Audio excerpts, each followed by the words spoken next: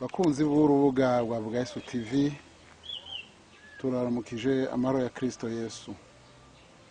Muri uyu mwanya turabona umwigeme yagendeye Bwayesu TV, agomba gushimira Imana, hanyuma twagira tumusabe abanza tubwira amazina yiwe, hanyuma aca tubwira n'ikiri ku mutima. Jewe nitwa Niyukuri Eveline, nkaba nifuje gushinga intahe y'Imana yankoreye. Jewe papa yarapfuye, amaze gupfa turamuhamba. Tumaze kumuhamba haheze nk'amezi abiri, mama yaciye aronderwa n'undi mugabo. Amaze kuronderwa n'undi mugabo, mama aca aragenda muri Tanzania. Amaze kugenda muri Tanzania nari umwana muto cyane, nari mfise imyaka 4. Mfise iyo myaka 4 nari mu mwaka w'ishure wa mbere, naho nari nkitanga ishure. Burya rero mama ndamubwira ati mugamana ugiye, igice ca mbere kiri mu guhera, nta kuntu wogenda ungura ikaramu nikaye kuko abana barabinyivye. Batavuga ati ushaka uzoheba, ushaka uzoreka, nyamba hazobaho umuntu agukurikirana, ivyo n'ivy'iwawe. Imana ibishatse uziga, utabishatse ntuziga. Je ndagiye, sinobaho ndi umwe, abana biwabo muvukana bazobaho Imana ibishatse. Mama aca aragenda. Mama amaze kugenda k'uwo mugabo muri Tanzania, jewe naciye mpeba ishure. Mukuru wanje acaguma akurikirana ishure na Muyomba. Muyomba ni wenyene yaciye aguma mukurikirana ishure. Jewe ca ndabura umuntu ankurikirana ibintu vy'ishure, kuko nari ndabishashaye, nari ndabikuna, nari numva ntanguye ndabikunze, numva ndabinezerewe.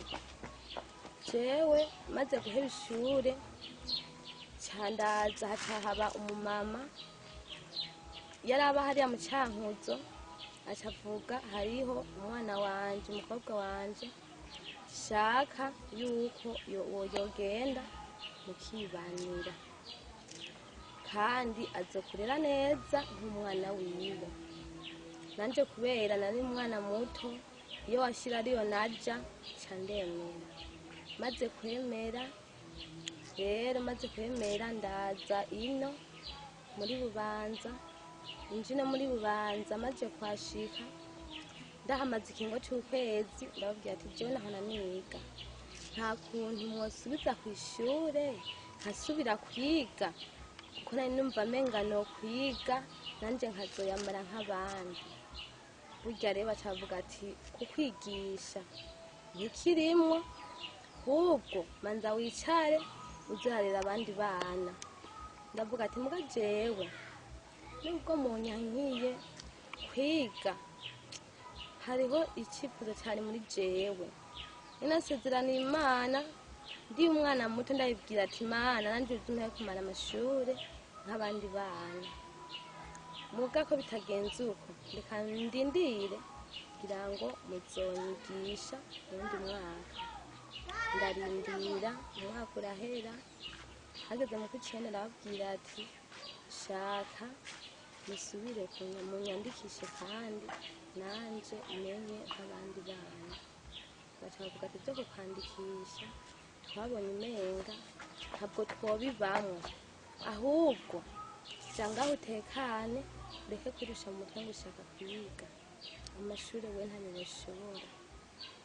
Nanje nkabona umenga ndacari umwana muto, amashure nkabona umenga nize nomenya, nkabona umenga ivy'amashure basizemo nobikurikirana cane. Rero burya ndabinginga muri uwo mwaka baranka, bacavuga ati ivyo kukwandikisha ntavyo turimo, nubihebe. Burya rero bimaze kugenda uko, je naciye niha amahoro. Nihaye amahoro ndagumaho, niho naguma nca mu bibazo bitandukanye, aho nari mbaye nyene kuwo mama nashikiyeko. Irya mbere aratangura arantuka nyene, arafata nyene ukuntu nyene, arafata nabi, ndabaho nabi mu buzima.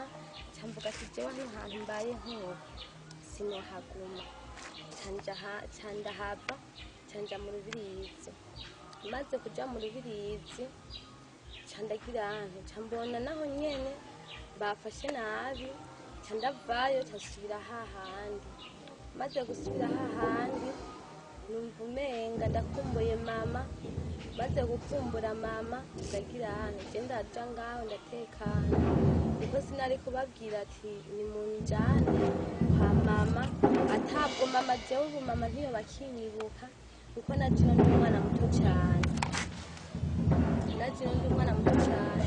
mama ntiyo bakinyibuka, ubu mama nubwo twohura jewe ntabwo yoba akimenya, kandi nanje sinoba nomumenya.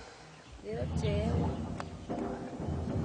jewe mama nawe kandi ntiyo bakimenya.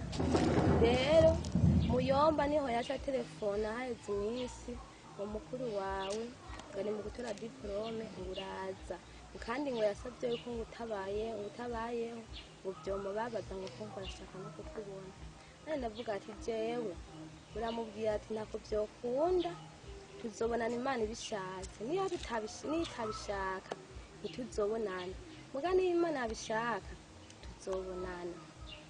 Jewe mukuru wanje acavuga ati bambe yomba acavuga ati tugira byose uzohabe, camvuga niwandungikira itike jewe nzohaba, nutayindungikira sinzoza, ntabwo arivyo nzoba ndabigize. Acavuga none ubaye aho ubaye ubona bagufasheho gute? Nanje ndavuga ati jewe kubera muri iyo minsi nabona menga biratuma, ndamuvuze ati jewe mbona umenga ntabwo ndahabayeho imibereho nyene mibi cane, kuko nibo bangaburira nibo bandasiyona, sinavuga ngo ndahabaye nabi, mama atawonzi, papa nawe yarapfuye, bakuru banje nabo bibereye kwa mama mudogo, wumva sinoca mvuga ati ngo ndahabayeho nabi, aribo bandasiyona, aribo bamenya.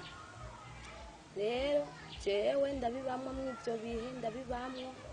Bimaze kugenda uko ndifuza mama, ndifuza muyomba, ndifuza bakuru banje, jewe guhera ubu sinzi ngo bakuru banje ngo bameze uko, mukuru wanje ngo ameze uko, sinzi ngo batoya banje ngo bameze uko. Je n'ukuri maze kubibamwo ivyo bihe ndagira ahantu ndaja ngaho nyene ndatekereza.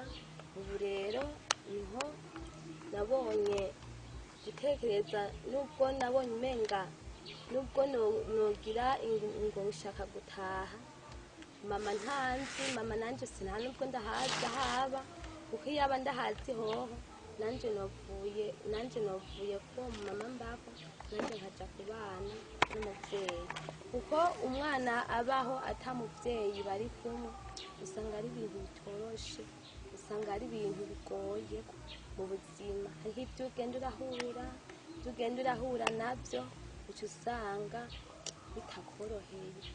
Rero jewe ugushima kwanje ndakugejeje ngaho.